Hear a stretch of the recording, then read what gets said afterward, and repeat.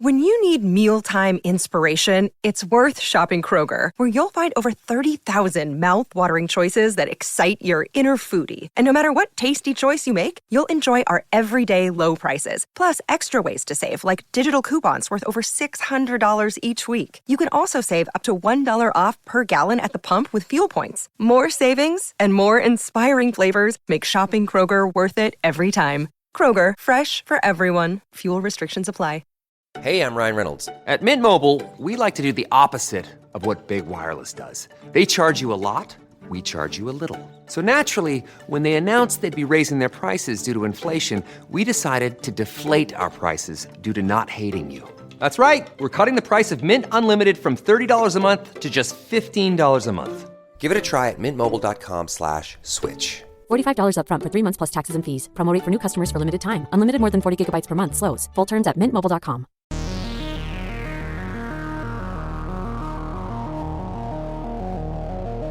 Hello and welcome to Wanna Hear Something Weird? A weekly podcast about weird stuff. I'm one of your hosts, Tom. And I'm one of your other weird hosts, Laura. One of the other weird hosts? That implies that there's more than just one other host. Well, you referred to yourself as I'm one of your hosts, Tom. And yeah. I said I'm one of your other weird hosts. I see. I thought you were imagining like a bunch of spirits in here with us all the time when we record. Oh, there are. You don't see them? No.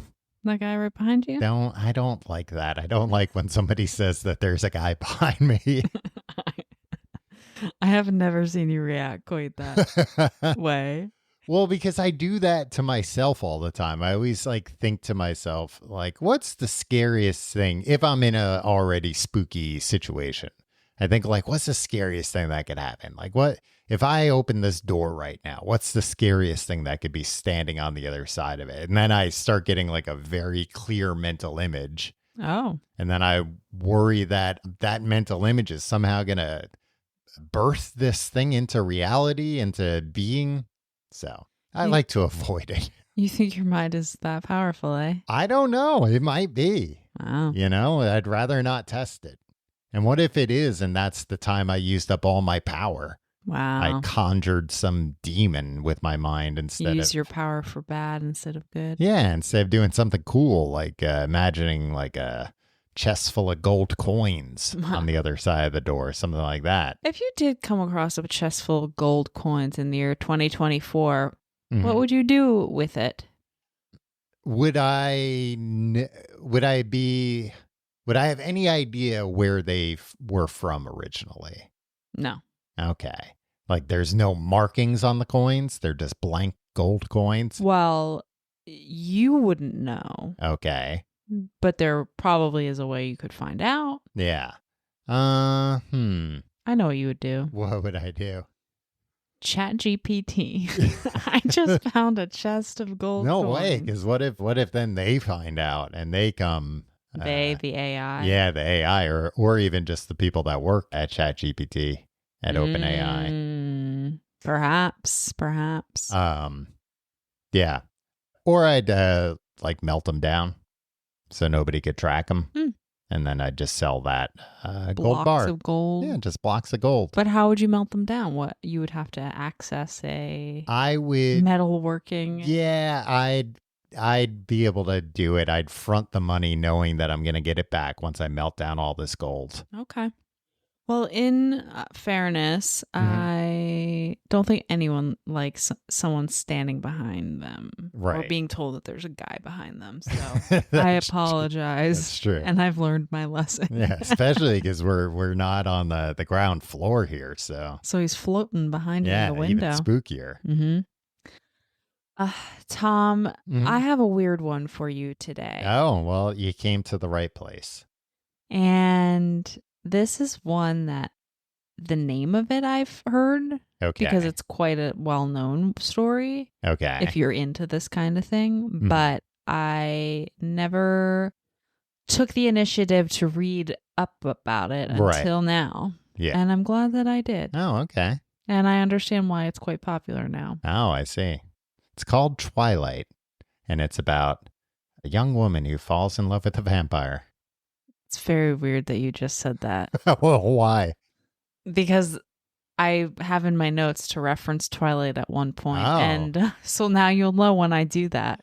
Maybe I've, again, used up my abilities for the stupidest thing possible.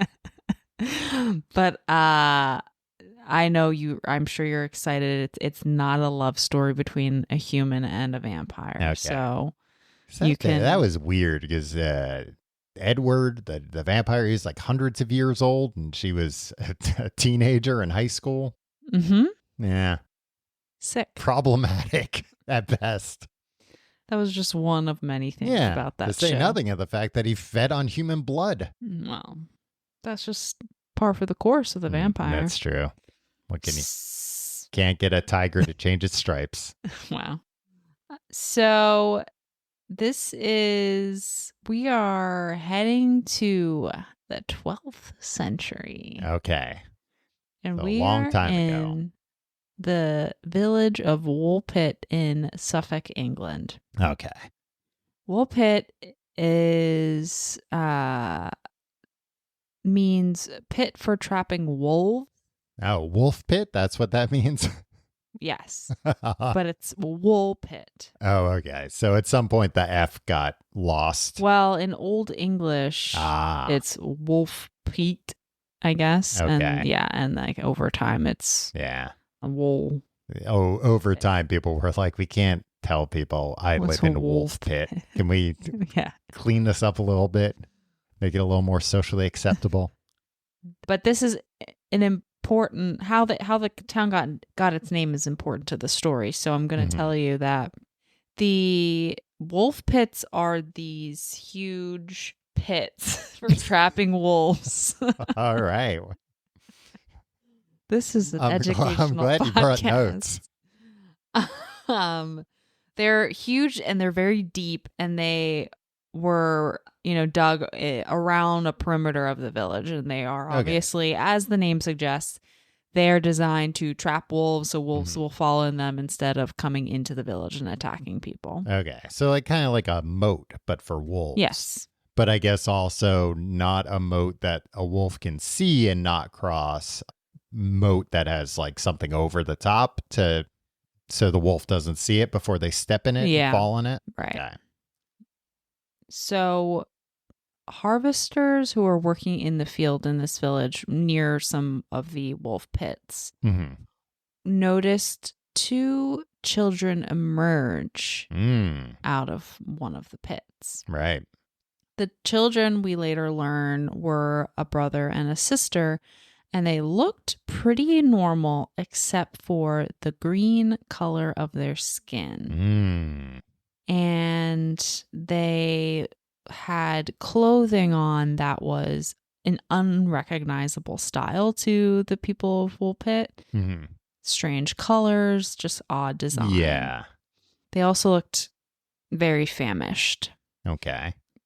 I imagine in like 12th century England, everybody just wore like brown clothes. Yeah. Everything was just brown.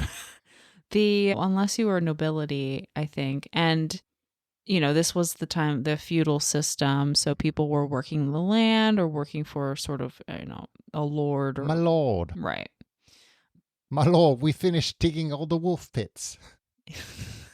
What?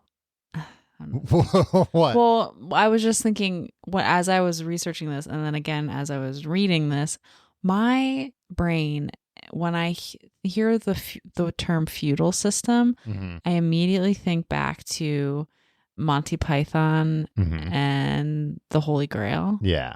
And just that scene where they're, working in the field and poor and, covered in mud. And I just think of I just remember that even in school, that was my frame of reference for a peasant in this time I don't and think place. It was too far off. No, but my mind just immediately goes yeah. there. So the children have emerged, and they seemed afraid when the people who had been working the field approached them. They were skittish. Yeah. And when the children spoke, it was in an unrecognizable language. Okay.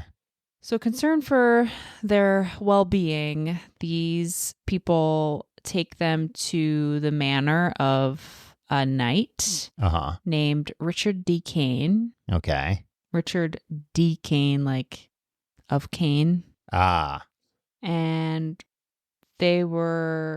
because they were so famished, they were given food, but they refused everything, even though they looked like they were so hungry. Right. So they were, offered bread, and they, looked repulsed by it and were not interested, and broth, and same thing. Eventually, they were given fresh cut bean stalks, and the children sort of like leapt at the chance to eat them.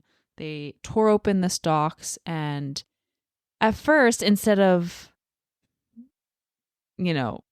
navigating the beanstalk as someone who's like familiar with it, it seemed like they weren't actually familiar with how to They just open knew a it looked beanstalk. good to eat. They just wanted to eat this thing. God, I wonder how many things they brought before somebody was like, I don't know, show them a beanstalk. Yeah, I don't know. Oh, okay, yeah, we'll get some beans. No, not the beans. We've already shown them beans. Show them the whole stalk. So they ravenously consume them, and then these are broad beans, also known as fava beans, were the only things that these children would eat. No wonder they were green.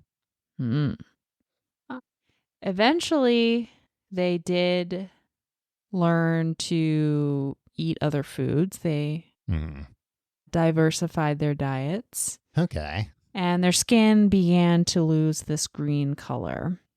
And they were baptized, as you would. Get the important things down. Yeah. The girl grew healthier, but the boy grew sickly and passed away. Okay.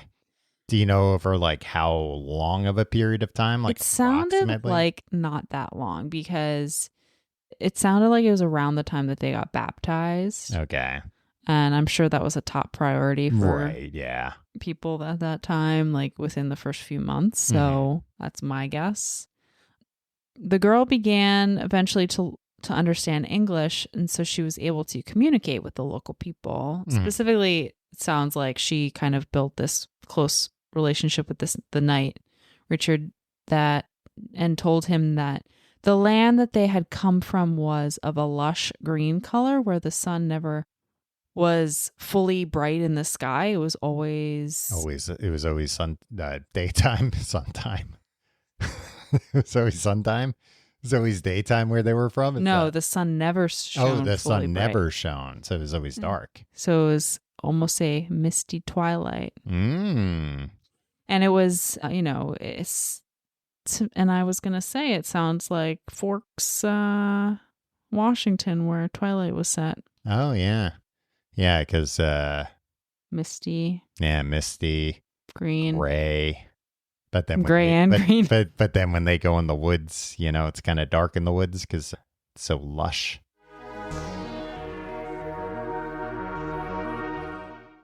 Hey, I'm Ryan Reynolds. At Mint Mobile, we like to do the opposite of what Big Wireless does. They charge you a lot. We charge you a little. So naturally, when they announced they'd be raising their prices due to inflation, we decided to deflate our prices due to not hating you. That's right. We're cutting the price of Mint Unlimited from $30 a month to just $15 a month. Give it a try at mintmobile.com/switch. $45 up front for 3 months plus taxes and fees. Promo rate for new customers for limited time. Unlimited more than 40 gigabytes per month. Slows full terms at mintmobile.com. So there are essentially two versions of the story here that from this part forward. The story that the girl is telling that explains where they came from. And we'll get into why there's two versions. But one version is that she said everyone and everything was green. But in another story, she said that it was a place called St. Martin's Land. And there, everyone looked up to St. Martin in their homeland, that the feast day of the St. Martin was in November, and the holiday or the feast day, the festival was very much like Halloween or the origin of Halloween. Oh, okay. Some versions say that this land was underground. That would explain the darkness. That would also explain why those kids came out of that wolf pit. Mm-hmm. Exactly. They came from underground. Yeah. She said that she and her brother had been herding their father's cattle and they heard a loud noise that distracted them. So they wander off, they get lost, and they kind of come upon a cavern that they decide to walk through. Okay. And they saw a bright light, walked towards it, and suddenly found themselves at the bottom of the wolf pit. And the alternate story says that the children had followed the herd of cattle that they were herding and became disoriented. The sound of bells led them out of the cave, but okay, so they still in this version they're still going into a cave, but in this version they're following the cattle in the cave. Right. But when they emerged, they were in Woolpit rather than in their homeland. Yeah, and the cattle is gone. So what happens to the girl? Well, there is also two stories of that. Either they say she became a servant in the knight's manor and was described as very wanton and impudent, which is just like, doesn't respect authority, essentially. Okay. And the other version of that, she married a man in a nearby village and lived happily ever after. The less interesting version of the story. Yeah. So let's get into some of the history about this and that wasn't the history? Well, this is the history, but let's get into what happened between then and now? Yes. Okay. How do we know about this? Yeah. Because that's what makes it interesting. If you told me somebody posted this story on Reddit yesterday, I'd be like, eh. But the fact that it happened hundreds of years ago and is still known, lasted that long is certainly interesting. Yes. So modern day historians have woven this story together from two main accounts from two men who lived in this time period, in this time and place. So during this time, men who were able to read and write were likely part of the clergy, and that's the case here. They didn't have firsthand experience with the Green Children, but they have interesting secondhand knowledge that I'll get into. But overall, the story is essentially the same. I mean, there are those little differences, but overall, it's the same core. Two kids showed up, and they were green. Yeah. What the heck? And they were wearing a weird clothes, and they climbed out of a pit. And they ate beans. Yeah. No, the other details aren't as important to me. So, first one is Ralph of Coggeshall. Now, Ralph was the 6th abbot of Coggeshall, which is an abbey. So he's the head of this abbey of monks. Okay. And he lived in a nearby county, so not far from Woolpit, and had a relationship, a friendship with Richard D. Kane, the knight that the boy and the girl stay with. So he repeatedly hears this story from Richard D. Kane and writes it down in roughly the year 1189. So roughly the same time period as when this was happening. Obviously, he's living at the same time as Richard. So a contemporary account. Yes. And another monk and historian, William of Newburgh, also, like I said, contains a very similar story, but he was more removed from the incident than Ralph was. His version was published in the 13th century, so maybe 150 to 100 years later, and reportedly came from, quote, many trustworthy sources. Hard to piece together a story 150 years later. Right. Yeah, there are no firsthand sources left for sure. So Right. So, and just thinking about how a story like this would spread in a village, and at that time period everything would be word of mouth because most people obviously didn't know how to read or write, so you're not reading like newspapers or something. No newspapers or anything like that. No Reddit, that's for sure. So obvious theories, one that's been pretty steadfast from the beginning is that it is people from another planet. Okay. So aliens. Yeah, the little green men. Yeah. Most aliens can't turn into humans if they like eventually start eating bread, as happened to the little girl. What how do you know? I've never seen it. I've never even heard somebody say it happened 150 years ago. But there's a third sort of historian that published this story in the 16th century, so quite a long time afterward. Yeah.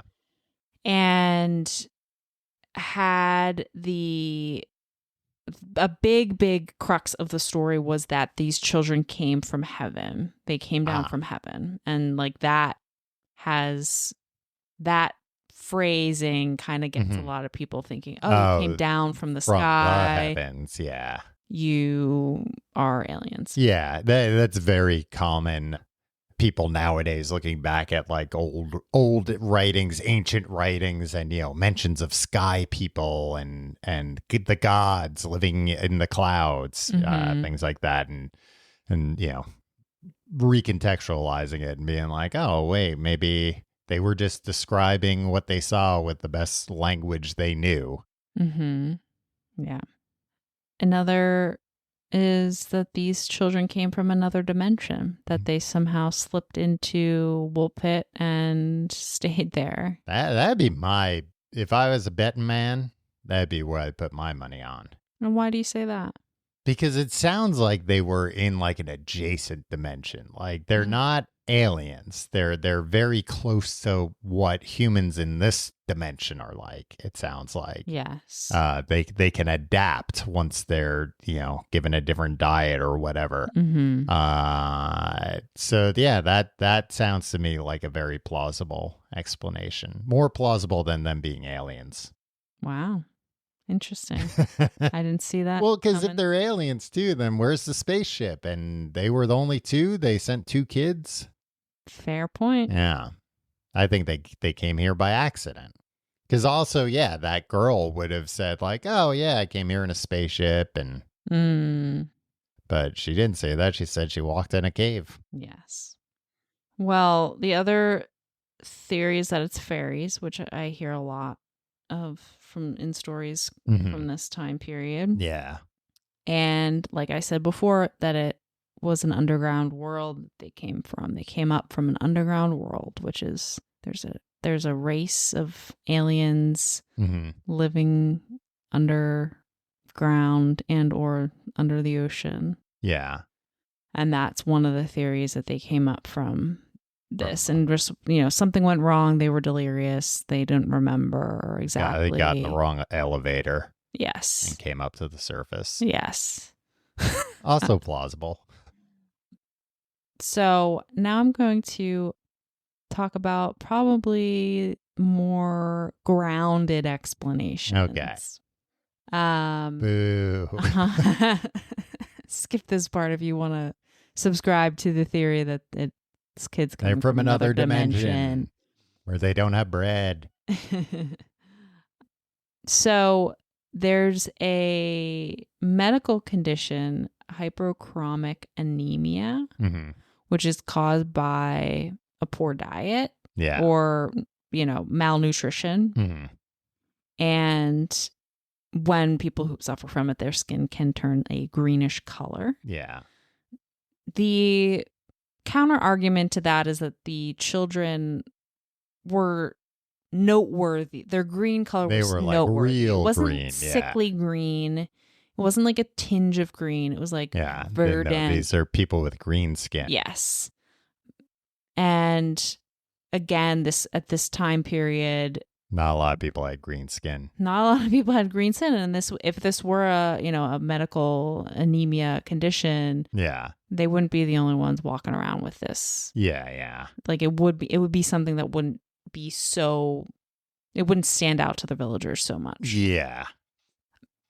But hey, I think that the villagers, had seen people who looked greenish or looked yellowish because they were sick with something, and they knew the difference between somebody's skin being kind of tinted that way and somebody having green skin. Yes. And then if you think about what life was like for people at this time, they obviously did not travel. They did not have access to other cultures. There was no mass media. Yeah. You lived and you died in really the same, place, several mile radius. Mm-hmm. So you weren't exposed to anything besides your own, Yeah, I was thinking, these kids could have been speaking French and it would have been, maybe these people had never heard it. Yes. Well, that's one of the, explanations. However, then the counter argument is, well, this Richard D. Kane, the knight, was a very highly educated man. Yeah. He would have heard the language before and been able to recognize it. At least, especially if it was a language within like close-ish proximity to England at the time. So there's a theory that is, I think, kind of put forth in the 90s from historians, which seems pretty plausible to me. Okay. The children were Flemish immigrants that were escaping persecution. So their clothes and their language were not, like I said, were not familiar to people in Woolpit. They had colors. They weren't the brown. Yeah. And that they, somehow got separated from their parents, whether there was if their parents, something happened to them, they were attacked or killed or something. But they had been living in a forest, which explains why, it was always twilight, that they never really saw the sun. Why they were malnourished. Yes. And probably a lot of the foods that were, presented to them in the beginning were all new, processed. They didn't know processed it in terms of that. They weren't time period. You have to cook them. You have to cook broth. You have to cook bread. But bean stock, that's a plant. I've been eating plants for as long as I can remember, because that's all we find in the forest. The cave could have been a tunnel, sort of a tunnel of trees. So it's a dark, overhanging trees that sort of formed a tunnel that they walked out of. Essentially that they, reached the end of the forest that they were in. And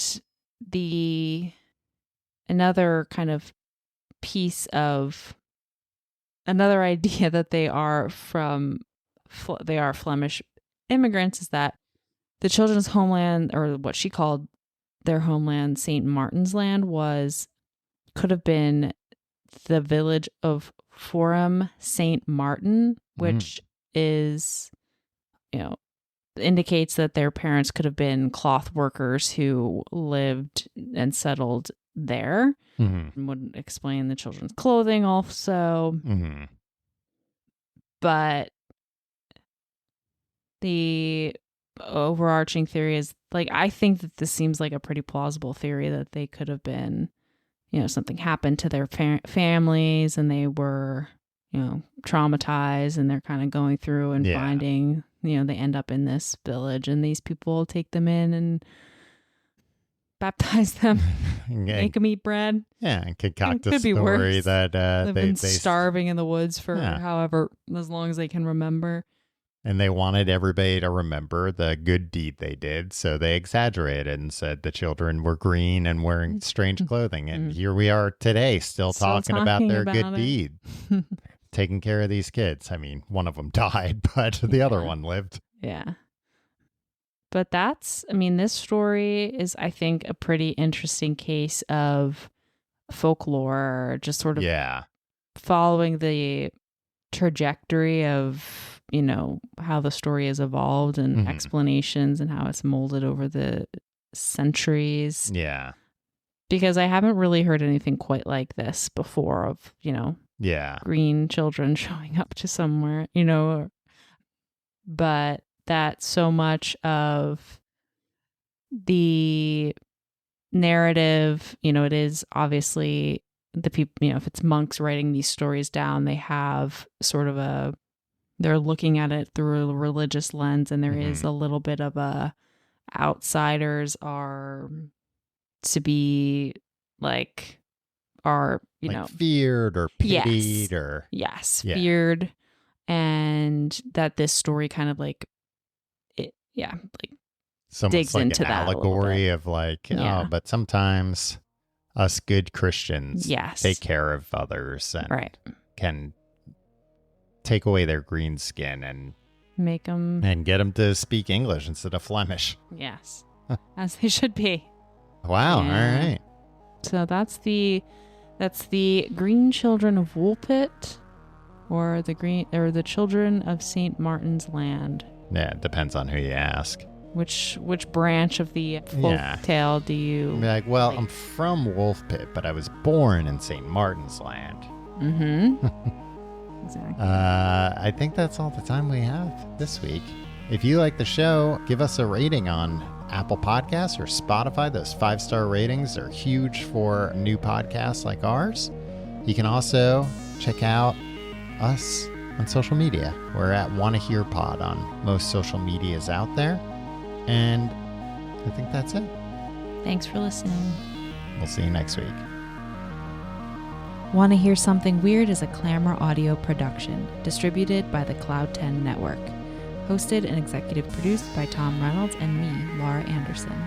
Executive produced by Aaron Hilliard. Clamor General Manager Rich Statter. Associate Producer Ethan Aronson. Post-production supervised by Devin Ruskin. Production Assistant Samara Mullick. Special thanks to Sim Sarna and Saiba Krieger at Cloud 10.